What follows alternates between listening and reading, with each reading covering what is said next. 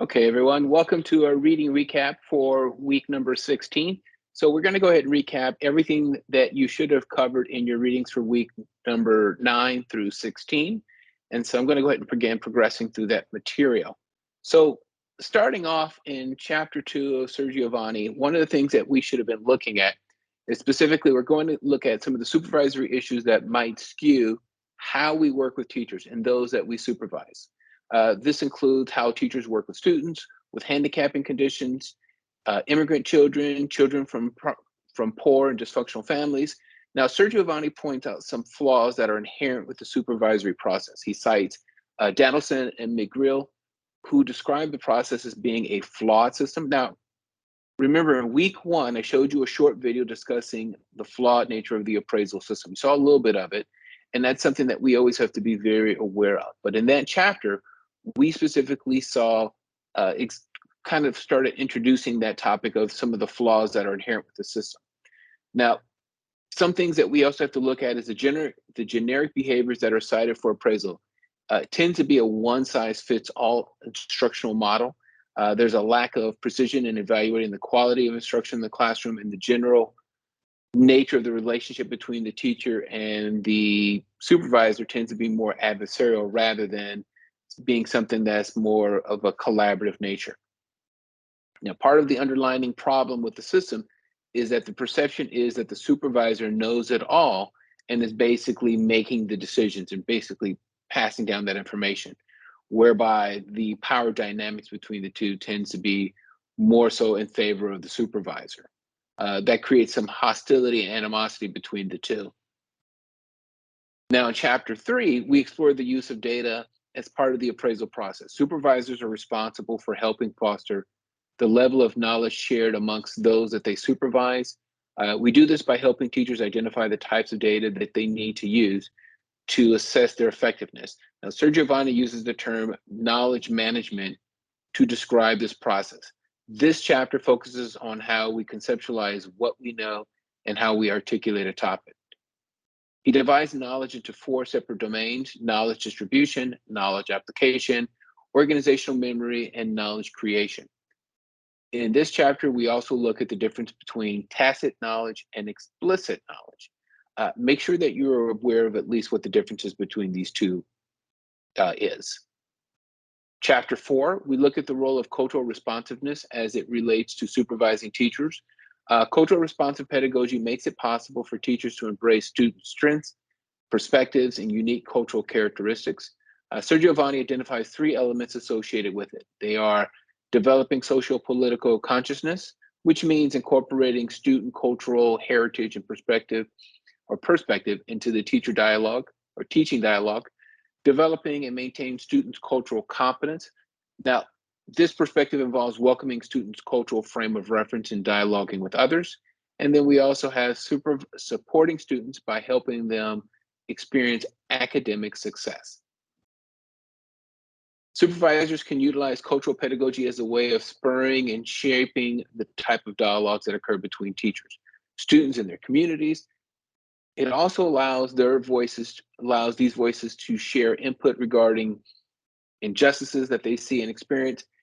Now, data shows that the cultural responsive practices can improve accountability while also helping students go beyond general understanding and foster a lifelong learning of the material and the concepts being covered. Sir Giovanni points out some misperceptions that have arisen over the years concerning cultural responsive pedagogy. The first misperception focused on incorrect assumptions about poverty, culture, and its impact on schooling. The second misperception assumed that culturally responsive pedagogy was only relevant to certain demographics and that there were no benefits for schools that were predominantly white or affluent. In chapter 5, we focus on contributing to the professional growth of teachers, looking at how that growth ties into human development. So let's revisit some of the theories that we looked at earlier. So we have the first model is Erikson's model of human growth. Erikson promoted the view that human development occurs in an age-appropriate sequence, both physically and linguistically. During the primary and middle school age, development centers on what students do well, their natural talents and general interests. Adulthood is marked by the individual's identity maturing into a trajectory pattern. And this level of development, as it relates to teachers, is important for supervisors to understand that teachers transition through similar phases in their profession. Now, not all teachers are progressing at the same level. And that's definitely something to keep in mind. But it becomes important that supervisors help them master new skills and strategies as they develop. And you're going to find that there's a big difference between a beginning teacher and a master teacher, and just trying to be aware of those understandings. Very often, without even being aware of it, new teachers struggle because they feel like they're being compared with the master teacher, or they're looking at a master teacher and they start having doubts about their own abilities because they're trying to compare themselves to this other person who's had years to refine their practices and skills. So that's something that we just definitely need to be aware of. In chapter 6, we focus on the role that supervisors play in developing a deeper understanding of the school's curriculum so that they can be knowledgeable enough to encourage teachers in discussions about what they're teaching and whether students are learning. We look at understanding curriculum standards.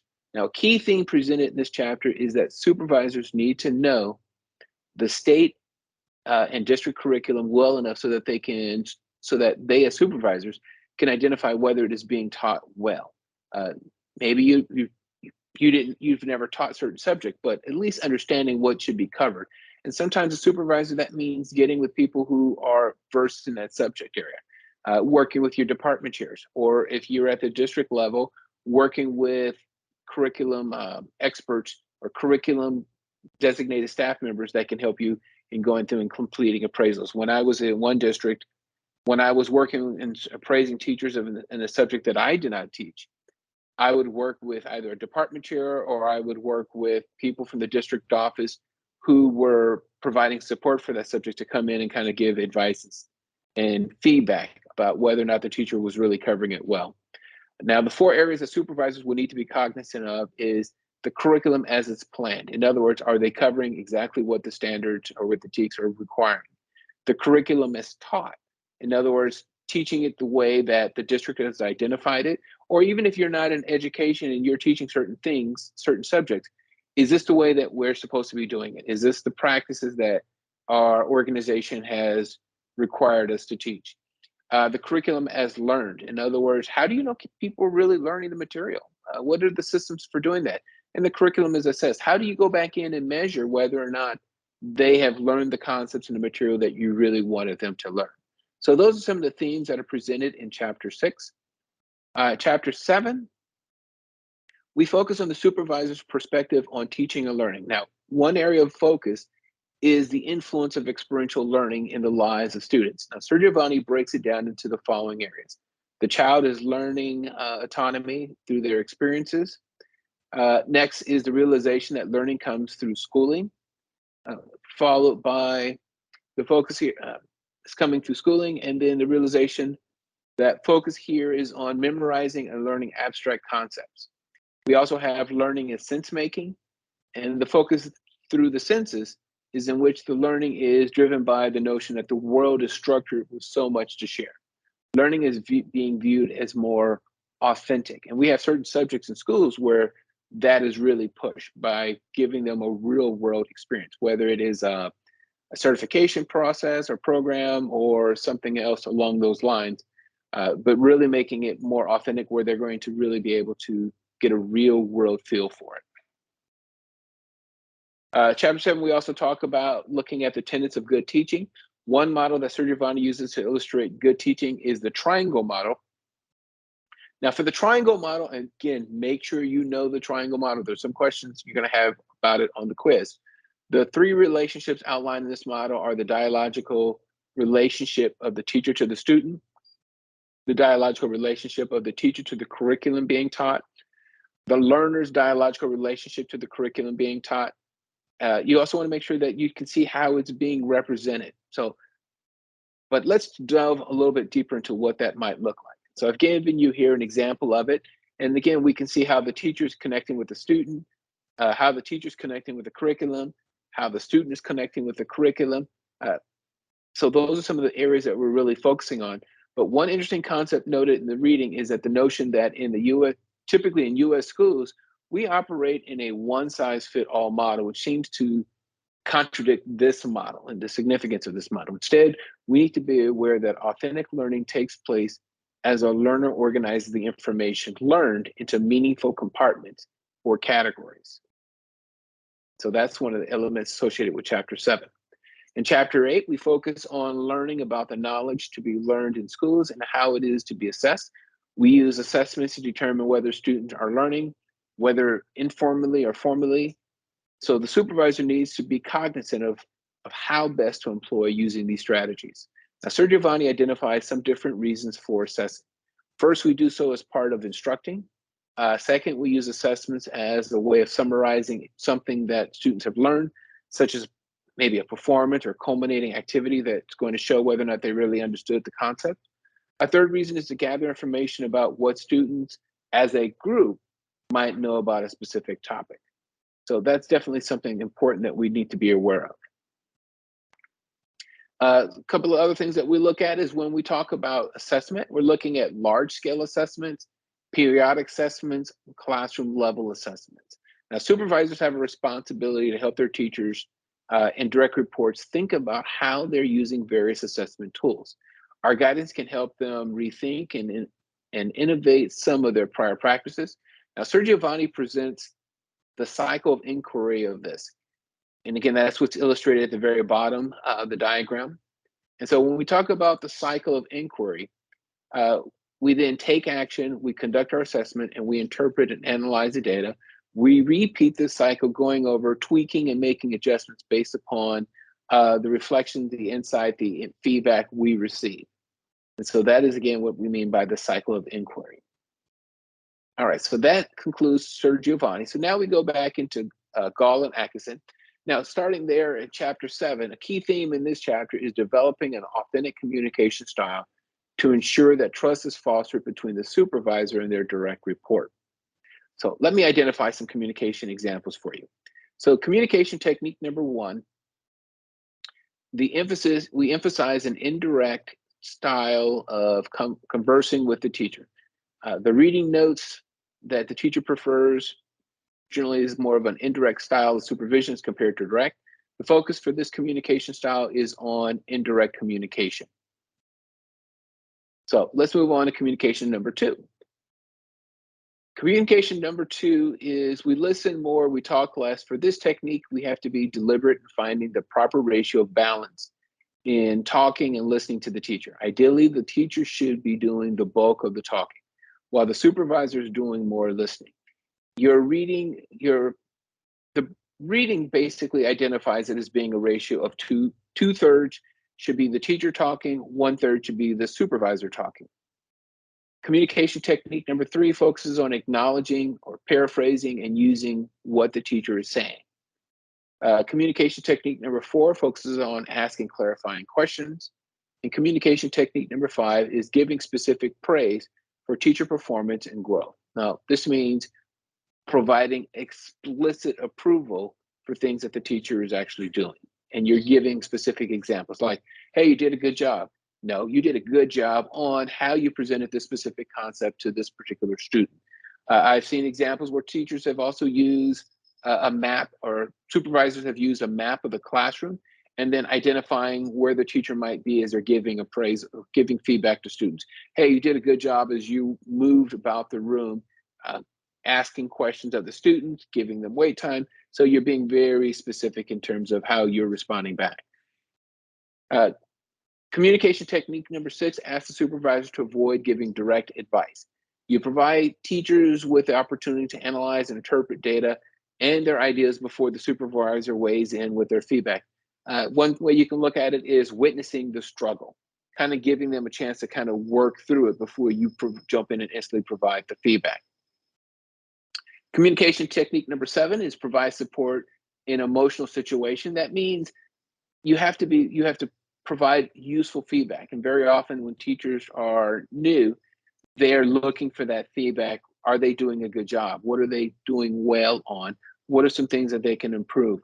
And there are a lot of teachers that are looking for authentic feedback that's going to help them grow in their profession, looking at feedback that's really going to help them improve upon their performance. And again, even beyond teaching, there are people just looking for feedback that's going to really help them improve, not just checking a box, but really like helping them understand from another person's perspective how best to improve upon their performance. And communication technique number 8 is acknowledge and use nonverbal communication, uh, basically acknowledging what you are seeing. And communication number 9 is respect cultural norms while communicating. So you want to pay attention to intercultural communication. And then the last communication technique for the chapter is to use a mentoring style when appropriate. Communication technique number 10. So we're looking at providing mentors, and very often in any profession, having a mentor is very beneficial. Being able to have this person to go to and talk with if you have questions or just trying to understand a system or a specific approach. Chapter 8, early in the summer semester, we talked about the appraisal conference. Now, this meeting should be anywhere between 20 to 30 minutes and held in a neutral location. Very often, if it's held in an office or the supervisor's office, the teacher may feel uncomfortable. So sometimes you have to be willing to have it in an area where the teacher doesn't feel like they're at a disadvantage, but they can feel like it's more of an equitable setting or an environment where they're going to feel most comfortable. The other thing that we talked about is looking at when we talk about a conference, look at some strategies. And so there are three conference techniques that I wanted to identify. Identify the teacher's concerns about the instruction. The focus here is to help the teacher identify the areas of instruction that the teacher needs to improve upon.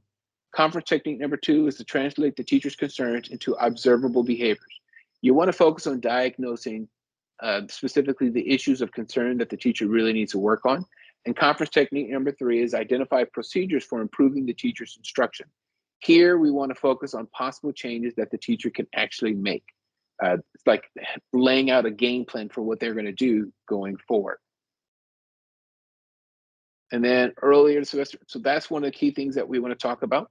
The other thing that we want to look at is conference technique number 4. Assist the teacher in setting instructional improvement goals. The teacher and supervisor come to an understanding as to the direction that they want them to follow, specifically what the supervisor would like to see them doing. Conference technique number 5 is you want to arrange a time for a classroom observation, and you want to have a backup. So if for any reason, if the teacher or the direct report is not available for you to come in and observe, there's a backup. So, okay, I'm going to come in and observe you on Monday, but in the event something happens on Monday, I'm going to come in on Tuesday at this time. So at least if something occurs, they know you're going to come in at another time, not wandering in vain what's going to happen. And then conference technique number 6 is selecting an observation instrument and behaviors to be recorded. So you've agreed upon, okay, when I come in, I'm going to be looking for, and you identify what specifically things you're looking for, and then how you're going to be appraising them. Those are things that really kind of help them rather than they're feeling like whatever you say is being meant more as a I got you moment. Last thing we're looking at is conference technique number 7. We're going to clarify the instructional context in which the data will be recorded. How you're going to be keeping track of information, generally writing out notes and then presenting those notes back to them. So just kind of identifying what it's going to look like so there are no surprises. Now in chapter 9, one of the things that we talked about here is we're talking about the teacher and supervisor, how they should have completed the planning conference. And then one of the key elements associated with the stage is successful review of observational data. Now, continuing upon that, we're going to look at some additional techniques. So we're going to move on to conference technique number 8, which is to provide the teacher with feedback using objective observational data. For conference technique number 9 is to elicit the teacher's inferences, opinions, and emotions. A key attribute for this technique is to accept without judgment what you learn from the teacher regarding their emotions and state of being. For conference technique number 10, we're going to encourage the teacher to consider alternative methods and explanations. Maybe as they're presenting information, looking at it from a different angle or talking about it in different formats. So just trying to really get them to be more aware of different ways of teaching a topic. And our last one here is conference technique number 11, in which the supervisor provides the teacher with opportunities for practice and comparison. This might include providing them with examples in a real world context. It might also include micro teaching, or basically doing kind of a practice or sample lesson, or even having them model for you what it might look like. And I believe in one of the videos you looked at, they did talk a little bit about practicing what a lesson might look like. And if you're trying to or have questions about it, you may want to go back in and take a look at one of those videos just to see how it was set up. In chapter 10, Gall and Atkinson point out that the key role for supervisors is to help teachers become better at helping students learn. One strategy that can be employed was the use of selective verbatim transcription. Now, when we do this, it provides the teacher with an opportunity to focus their attention on a particular aspect of what they say and what students say to them. The approach focuses the teacher's attention on a specific behavior. It provides teachers with an objective record of their behavior. And one key benefit for this method is that it's really simple to use. And so that's going to lead us into looking at some other examples of observation techniques. And so we're going to look at selective verbatim transcription and some of the observational techniques that go with it. So we're going to start. So we begin with observation technique 1, transcribing teacher questions. Teachers record their lessons and then transcribe what is said. That means giving special attention to the cognitive level of questions they ask, either academic or personal, whether they employ redirection strategies, probing questions, or using multiple questions. So those are all connected with observation technique number 1. Observation technique number 2 is transcribing constructivist dialogue. Then there is observation technique number 3, which is transcribing teacher's feedback statement. Observation technique number 4 is transcribing teacher's structuring statements. And observation technique number 5 is transcribing classroom management statements. What is being said about behavior that's going on? How often is that being said? Is it being said more so to a certain group of students, or students select or seated in certain parts of the classroom? And then when we go over here, going into chapter 11, we move on to additional observation techniques. So we look at the students' level of attention, students' level of motivation, opportunities for students to find personal meaning in the curriculum, opportunities for students to practice newly formed information, group processing among classroom members, whether the curriculum focus is lower cognitive or higher cognitive. These are all things that we're going to be looking at. And so we see examples of that, starting off with observation technique number 6, recording at task behavior, followed by observation technique number 7, recording verbal flow patterns, and observation technique number 8, recording classroom and movement patterns. Where, we talk about procedures. When kids come in the classroom, where should they go? How should they be moving about? Do they understand what the procedures are for the classroom? So those are all things that an appraiser or a supervisor could be looking for. Observation number 12. So, and again, we're almost done looking at the different observation techniques. For these next verbatim techniques, we focus on the use of seating charts and other resources as tools in identifying behaviors for address. So let's run through the next set of observation techniques. Starting off with observation technique number 9, we're going to create an anecdotal records and script tapes. 10 is we're going to make video and audio recordings. That was one of the assignments that you had to do, was specifically earlier, was to record yourself as if you were giving a lesson, just so that you can be cognizant of it. And so in your reading for the technique, you want to pay attention to, or you should have paid attention to, the author's mention of micro teaching. This strategy consists of the teacher practicing a few specific skills in a scaled down setting for a short period of time. These short lessons are videotaped and later reviewed. Think of athletics where you have players practicing. Sometimes they will record their games, and then they will go through certain practice sessions and record that, and then go back in and review what they've done. Next is observation technique number 11, keeping a teaching journal, followed by observation number 12, or observation technique number 12, creating portfolios and work samples, just so that you can go back in and reflect on, do you see levels of improvement? Now, the supervisor's role during the feedback conference is to encourage the teacher to draw inferences from the recording that is made from the teacher's lessons, and to identify aspects of the lesson that can be improved upon that the teacher may not have been aware of before. So again, the whole point of this is really looking at trying to help the teacher improve. And then next one is chapter 13.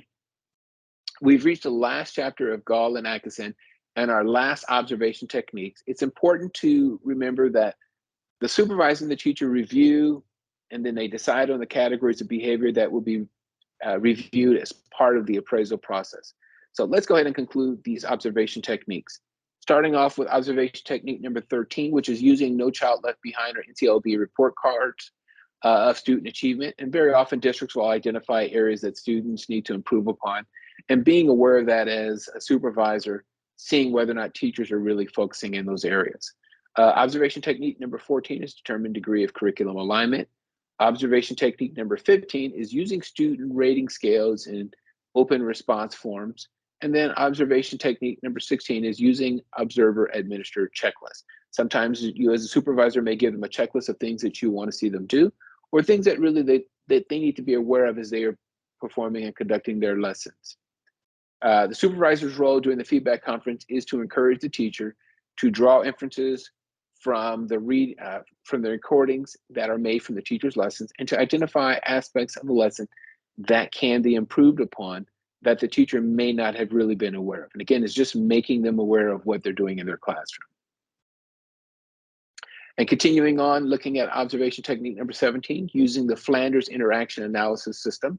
And then observation technique number 18, using evaluation rating scales. Now, Gale and Atkinson remind us that the purpose of the observation technique is to collect objective data about the teacher's classroom behavior. By using these techniques, the focus becomes on judging the teacher's competence. All right, so that's been a lot. That's all the material you should have been covering as you've been doing the readings from week 9 till now. And then the last thing to point out is these are some things that you really need to make sure that you have reviewed in preparation for the quiz that you're going to take for week 16.